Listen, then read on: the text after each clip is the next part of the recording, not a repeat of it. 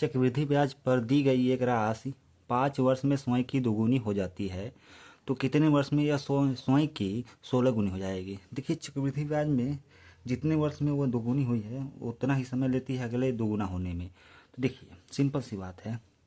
देखिए एक था वो 2 हो गया, कितने वर्ष में? 5 वर्ष में। अब बताइए 2 से फिर 4 होगा, इसमें भी 5 वर्ष लगेगा। 2 से 8 होगा, इसमें भी 5 वर्ष लगेगा। और 8 से 16 होगा, इसमें भी 5 वर्ष लगेगा। अब बताइए 5 5 10, 10 5 15, 15 5 20, यानी उसे 20 वर्ष लगेगा 16 गुना होने में। एक धनराशि चक्रवृद्धि ब्याज की निश्चित दर पर 3 वर्ष में स्वयं की 8 गुनी हो जाती है, जबकि ब्याज की गणना वार्षिक चक्रवृद्धि ब्याज पर की जाती है। तो ब्याज की दर ज्ञात कीजिए। देखिए सिंपल सी बात बताइए, कितना हुआ है? 8 गुनी हुई है। एक से वो 8 गुना हुआ, 3 वर्ष लगा है, इसलिए हम इसका क्या करेंगे? घनमूल निकालेंगे। यहाँ पर भी घनमूल निकाल लिया जाए। अब देखिए एक का घनमूल 1 ही होता है और 8 का घनमूल कितना होता है? 2 होता है। अब बताइए कोई धन 1 से 2 हुआ है, मतलब 1 बढ़ गया ना, यानी 1 पे 1 बढ़ गया, मतलब कितना हो गया? यानी 100% हमारा क्या हुआ? दर था। यही हमारा क्या हो गया? आंसर हो गया। यदि ब्याज वार्षिक रूप से चक्रवृद्धि ब्याज होता तो 10% वार्षिक चक्रवृद्धि ब्याज होता तो 10% वार्षिक चक्रवृद्धि ब्याज की दर पर 1,000 की राशि कितने वर्ष में बढ़कर 13,310 हो जाएगा। यहाँ 10% 2 बार हो गया है, इसलिए इसमें कोई ज़्यादा घबराने की बात नहीं है। अब देखिए चलिए क्वेश्चन को सॉल्व कर रहे हैं। देखिए 10 से अगर इतना हुआ तो सिंपल सी बात बताइए, 10 को अगर फ्रैक्शन में लिखते हैं तो 1/10 लिखते हैं कि नहीं? अब बताइए हर साल 1 रुपया बढ़ रहा होगा तो 10 से 11 हो रहा है, तो तीन अब देखा जाए 10 से 11 हो रहा है। तो अब देखिए यहाँ पर 13 है, 1331 अगर देखा जाए तो 11 का क्यूब होता है, तो 10 का क्यूब कितना होता है? 1,000 होता है। और 11 का क्यूब कितना होता है? 1331। अब एक बात बताइए, इसमें जीरो बढ़ा दें और इसमें जीरो बढ़ा दें, इसका मतलब ये पहले राशि 10,000 1,000 ना होकर कितना रहा होगा? 10,000। आइए तब 10,000 से बढ़ के कितना हो गया? 13,310। अब ये कितने समय लगेगा? 3 वर्ष। 3 वर्ष में हमारा सवाल क्या हो गया? आंसर हो गया। क्योंकि अगर देखिए यहाँ पे 10% को अगर 3 घात लगाया जाए तो 1331 आता है 10 की घात में 10, क्योंकि 11 पे 3 घात का वैल्यू कितना होता है? 1331। इसलिए हमारा आंसर क्या हो जाएगा? 3 वर्ष होगा। और इसे हम इसी तरह सॉल्व क्या कर सकते हैं। एक तरीका यक्स प्लस 1/x बराबर 42 है तो x³ प्लस 1/x³ का मान ज्ञात कीजिए। चलिए इस क्वेश्चन को सॉल्व करते हैं। तो देखिए क्यू में अगर x प्लस 1/x का वैल्यू अगर वैल्यू दिया, इसको क्यू में ले जाना है तो सूत्र होता है KQ माइनस 3K। ये K जो है ये वैल्यू है, इसी को हम क्या मान के चलें? K। तब K की जगह वैल्यू रख दें 42 का Q माइनस 3 गुणे 42। अब देखिए सबका इकाई का अंक अलग अलग है, हमको पूरा हल करने की जरूरत नहीं है, एक केवल इकाई का अंक निकालना है। 2 पे 3 का घात का वैल्यू कितना होता है? 8 इकाई का अंक। और 3 दूना 6, इसका इकाई अंक 6 हो गया। अब बताइए 8 में से 6 घटेगा, कितना बचेगा? इकाई का अंक 2 बचेगा। और 2 इकाई का अंक केवल एक ही ऑप्शन में है, 73,962। यही हमारा क्या हो जाएगा? आंसर हो जाएगा। यदि x बराबर 2 माइनस अंडर 3 है तो x माइनस 1/x का मान ज्ञात कीजिए। देखिए जब भी x का वैल्यू दिया हो और इनका स्क्वायर करके, 2 का स्क्वायर और इसका स्क्वायर करके अंतर कितना आ रहा है? 1 आ रहा है ना। जब भी इनका अंतर 1 आए तो हमें क्या करना है? जब भी इसका माइनस पूछे तो जो दूसरा पद है उसका हम क्या करेंगे? दोगुना कर देंगे। तो देखिए -2 का दोगुना कर देंगे तो अंडर 3, यही हमारा क्या हो जाएगा? आंसर हो जाएगा। और जब भी इसका योग पूछता तो हम पहले पद को क्या करते? दूना कर देते, 4 हो जाता है आंसर। यदि x समीकरण x³ माइनस 2x प्लस 1 बराबर 0 को संतुष्ट करता है तो x³ माइनस 1/x³ का मान ज्ञात कीजिए। चलिए इस क्वेश्चन को सॉल्व करते हैं। देखिए x² माइनस 2x प्लस 1 बराबर 0 है। अब देखिए इसमें x से भाग दे रहे हैं तो क्या आएगा? x होगा। यहाँ पे x भाग दें तो 2 हो जाएगा। यहाँ भी x से भाग दें तो 1/x हो जाएगा बराबर 0। ये x प्लस 1/x बराबर क्या आ गया? 2। जब भी यह कंडीशन आ जाए कि x प्लस 1/x का वैल्यू अगर 2 आ जाए तो हमारे x का वैल्यू 1 होता है इस कंडीशन में। अब x का वैल्यू 1 हो गया तो यहाँ पे वैल्यू निकाले 1 का क्यूब और माइनस 1/1 का क्यूब, ये कितना हो जाएगा? 0 हो जाएगा। यही हमारा क्या हो जाएगा? आंसर हो जाएगा। ए और बी 100 मीटर की दौड़ में भाग लेते हैं। ए 5 किलोमीटर घंटा की रफ्तार से दौड़ता है। यदि ए बी के 8 मीटर चलने के बाद शुरू करता है दौड़ और 8 सेकंड में दौड़ जीत जाता है, 8 सेकंड पहले दौड़ जीत जाता है तो ए तो बी की गति है। अब चलिए इस क्वेश्चन को सॉल्व करते हैं। देखिए टोटल 100 मीटर में दूरी है, तो ए टोटल दौड़ेगा, ए 8 मीटर आगे खड़ा था तो ए 92 मीटर दौड़ेगा। अब देखें ए की स्पीड निकालने 100 बटे हम क्या करेंगे, 5 को अगर किमी प्रति घंटे में बदलें तो 5 बटे 18 से गुणा करेंगे तो 25 हो जाएगा। 25 चौक को 100, 18 का भी पलट के गुणा होगा तो 18 चौक को कितना हो जाएगा, 72 सेकेंड। यानी ए को कितना लगता है, 72 सेकेंड। अब हमारा ए को 72 सेकंड लगा था, 8 सेकंड से ये हारा था बी ने, तो इसका मतलब इसको 80 सेकंड लगेगा दौड़ में। तो बी बराबर अगर बी की चाल निकालें तो क्या होगा, दूरी बटे समय। तो दूरी 92 मीटर, समय 80 सेकंड हो गया, क्योंकि 8 सेकंड और जोड़ लेंगे क्योंकि 8 सेकंड से हारा था। अब इसको हम किमी प्रति घंटे में बदलेंगे तो 18/5 से गुणा करेंगे।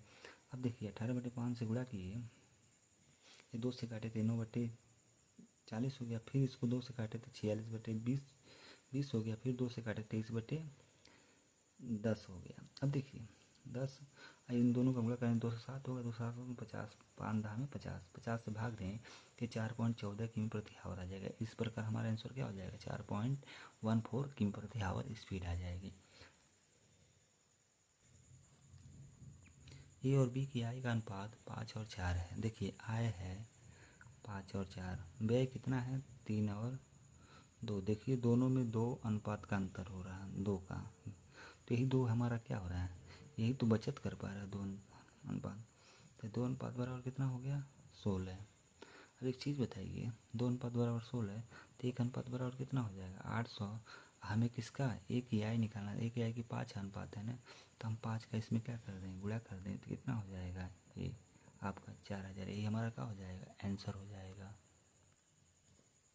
रवि ने अजय से 50% अधिक धन कमाया, अजय ने मदन से 30% कम धन कमाया, तो रवि ने मदन से कितने % अधिक धन कमाया। तो चलिए क्वेश्चन को देखें। मदन पर अजय डिपेंड है, अजय पे रवि डिपेंड है, तो पहले हम मदन को 100 मान लें। इससे अजय मदन से कितना है, 30% कम है, तो अजय का कितना हो जाएगा, 70 हो जाएगा। ये मदन हो गया, ये अजय हो गया। अब कह रहा है रवि अजय से 50% अधिक है, तो 50% और अधिक इसका जोड़ लिया जाए तो 35, 70 का 50% कितना होगा, 35 और जोड़ लिया जाए तो कितना हो जाएगा, 70 में 105 हो जाएगा। ये क्या हो जाएगा, रवि हो जाएगा। अब सवाल में पूछ रहा है रवि मदन से कितना % अधिक है, तो मदन से कितना % अधिक है, 5 अधिक है, इसका मतलब 5% क्या है, अधिक है। यही हमारा क्या हो जाएगा, आंसर हो जाएगा। 6 सेमी की त्रिज्या वाले 2 वृत्त हैं, वे एक दूसरे को इस तरह प्रतिच्छेद करते हैं कि प्रत्येक एक दूसरे के केंद्र से होकर गुजरते हैं। तो वनिष्ठ जीवा की लंबाई देखिए 6 सेमी त्रिज्या का ए वृत्त हो गया, 6 सेमी त्रिज्या का ए वृत्त हो गया, ये दोनों को एक केंद्र से गुजरते हैं। तो अब देखिए इनके बीच एक प्रतिच्छेद बिंदु है जो जीवा है, इसका ये वाली लंबाई हमसे पूछ रहा है। देखिए एक सेंटर से परिध 6 सेमी, सेंटर से परिध 6 सेमी, ये त्रिज्या ही होता है। अब बताइए ये भी सेंटर है, इसके परिध के बीच की दूरी क्या होगा, 6 ही होगा, ये भी त्रिज्या ही होगा। अब बताइए ये समबाहु त्रिभुज बन गया कि नहीं। अब हमें जीवा की लंबाई ज्ञात करनी है, तो जीवा की लंबाई बराबर होता है √3 गुणित त्रिज्या, जब दोनों की त्रिज्या सेम हो तब, और वही निष्ठ जीवा पूछे तब। अब देखिए तो ये त्रिज्या कितना है, 6 √3, यही हमारा क्या हो जाएगा, आंसर हो जाएगा 6 √3 सेमी। त्रिभुज एबीसी और त्रिभुज पीक्यूआर एक दूसरे के समरूप हैं। यदि त्रिभुज एबीसी और त्रिभुज पीक्यूआर का क्षेत्रफल का अनुपात 1:16 है, तो भुजा एसी की लंबाई 28 सेमी है, तो पीआर की लंबाई। अब देखिए सिंपल सी बात है, क्षेत्रफल दोनों की अनुपात जो दिया है उनका अगर √ ले लें तो ये बताइए 1 और 16, ये अनुपात कितना बन जाएगा, 1:4 बन जाएगा। अब देखिए 1:4 है, तीसरी अनुपात में भुजा भी इनके क्या होंगे, बटे होंगे। अब देखिए ए और सी की लंबाई 28, तो पी आर, ये बताइए दोनों दोनों समान भुजे हुए पी आर और ए सी। अब देखिए ये 28 है, तो बताइए इसमें देखा जाए तो ए बी सी ऊपर है, तो एक हिस्सा बराबर कितना है, 28 है, 28 सेमी। तो हमें 4 हिस्सा का वैल्यू निकालना, तो 4 × 28 करेंगे, 8 चौक 32, यानी 112 सेमी। यही हमारा क्या हो जाएगा, आंसर हो जाएगा। एक ठोस धातु के खिलौने का आधार देखिए आधार जो है अर्धगोलाकार है, ऐसे है, और इसके ऊपर एक शंकु है। इसकी त्रिज्या अगर आर है तो इसकी भी त्रिज्या आर ही होगा, इसकी हाइट भी आर ही है। अब देखिए इनका आयतन पूछ रहा है, तो आयतन का फॉर्मूला क्या होगा, तो आधा गोले का आयतन क्या होता है, 2/3 पाई r3, और शंकु का आयतन 1/3 पाई r² एच। अब देखिए r², एच का वैल्यू भी आर है, क्योंकि जिसका आधार एक शंकु की ऊंचाई और उसके आधार की त्रिज्या दोनों समान है, बोला गया है। अब देखिए 2/3 और 1/3 जोड़ा जाए, ये भी आर क्यू हो जाएगा, ये भी आर क्यू, तो दोनों को जोड़ें तो क्या हो जाएगा, टोटल इसका रिजल्ट जो होगा वो होगा पाई आर क्यू। अब देखिए पाई आर क्यू 22/7। अब देखिए 22/7 यहाँ पे रख दिया जाए, और आर का वैल्यू कितना है, 3.5 सेमी है, तो 3.5 गुणे 3.5 गुणे 3.5 अब रख दें। अब देखिए 7 से काटें तो 7×5 = 0.5 हो गया। अब सिंपल सी बात बताइए, अगर इससे इसको काटे तो ये 11 हो जाएगा, 11 गुणे आधा करेंगे तो 11 हो जाएगा। अब गुणे 3.5 गुणे 3.5, अब इनका कैलकुलेशन देखें तो जो भी वैल्यू आए, अब देखिए सिंपल सी बात है, ये कितना होगा, 1225 होगा। 3.5 का वर्ग क्या होगा, 12.25 होगा। अब देखिए 11 गुणे 12.25, अब बताइए 12.25 में अगर 11 का गुणा किया जाए तो सिंपल सी बात है, ये देखिए ये 5 हो जाएगा, ये 5 2 7 हो जाएगा। अब देखिए ये 2 2 4 हो जाएगा, ये 2 1 3 हो जाएगा, फिर ये 1 हो जाएगा, ये इनका टोटल गुणनफल आ गया। अब बताइए सिंपल सी बात बताइए, पॉइंट कितने अंक पे रहेगा, 2 अंक पे, तो बताइए 134.75, 134.75 यही तो होगा, 3/4 को हम 0.75 लिख सकते हैं, यही हमारा क्या हो जाएगा, आंसर हो जाएगा। 75 किलोमीटर की गति से चलने वाली एक यात्री ट्रेन मालगाड़ी से निकलने के 9 घंटे बाद रेलवे स्टेशन से निकलती है, तो 6 घंटे में उससे आगे निकल जाती है। अब देखिए सिंपल सी बात है, एक रेलगाड़ी जो पहले 9 घंटे चली के बाद 6 घंटा, तो वो 15 घंटा चली होगी पहली रेलगाड़ी, और ये 6 ही घंटा चली होगी। इन दोनों का टाइम का अनुपात ये 5:2 हो जाएगा। अब सिंपल सी बात बताइए, 75 की गति से जो चला है वो 5 हिस्सा वाला है। अब बताइए 2 किमी की गति से जो चला होगा वो क्या होगा, इस देखिए 15 गुना है कि नहीं, तो इसका भी 15 गुना करें, तो इसमें गुणा 15 कर दें तो ये कितना हो जाएगा, 30 किमी प्रति हावर। जो कम स्पीड से चल रही थी वो 30 किमी प्रति हावर की स्पीड से क्या हो रही थी, वो चल रही थी। एच तथा 2H ऊंचाई के 2 खंभों के शीर्ष के उन्नयन कोण दोनों खंभों के आधार को मिलाने वाली रेखा पर एक बिंदु से पूरक है, मतलब पूरक कोण बनाते हैं। यदि उस बिंदु से खंभे के आधार की दूरी क्रमशः x और y हैं तो 2H का मान, देखिए जब भी 2 ऊंचाई दिया हो तो दोनों ऊंचाई का गुणनफल कर लिया जाए, h गुणे 2H, अब दोनों जो दूरी दिया है पूरक कोण के कंडीशन में, तो दोनों दूरी का गुणनफल कर दिया जाए, ये दोनों क्या होते हैं, बराबर होते हैं, तो ये क्या हो जाएगा 2H² बराबर XY। यही हमसे पूछ रहा था, 2H² का मान ज्ञात, तो यही हमारा क्या हो जाएगा, XY इसका आंसर हो जाएगा। एक समलंब चतुर्भुज की 2 समांतर भुजाओं के बीच की दूरी 20 मीटर है, 2 समांतर भुजाओं की लंबाई 1000 सेमी और 3000 सेमी है, तो समलंब चतुर्भुज का क्षेत्रफल, देखिए समलंब चतुर्भुज का क्षेत्रफल होता है दोनों भुजाओं की समांतर भुजाओं के योगफल, तो कितना हो जाएगा, ये हो जाएगा आपका 4000 सेमी। तो 4000 सेमी को मीटर में लिखना पड़ेगा क्योंकि आंसर मीटर में दिया है, सेमी को मीटर में बदलें 4000 सेमी को, तो ये कितना हो जाएगा 40 मीटर, और इन दोनों समांतर भुजाओं का योगफल 40 मीटर हो गया, और गुणे इनके दोनों बीच की लंबवत दूरी ये कितना हो जाएगा 20 हो जाएगा, इससे इसको काट दिया जाए, ये 10 हो जाएगा, 10 गुणे 40 करेंगे कितना हो जाएगा 400 मीटर स्क्वायर, यही हमारा इसका। एक वर्ष में 8% वर्ष की दर से 15,000 रुपये की राशि पर चक्रवृद्धि ब्याज कितना होगा, ब्याज अर्धवार्षिक रूप से संयोजित है।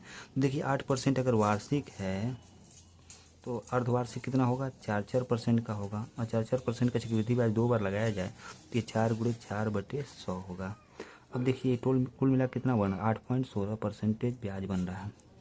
अगर बताइए 8.16% ब्याज बन रहा है तो हमको 15,000 का 8.16% हमको निकालना है, तो 8.16/100 कर देंगे, ये 2 जीरो तो क्या हो जाएगा कैंसिल हो जाएगा।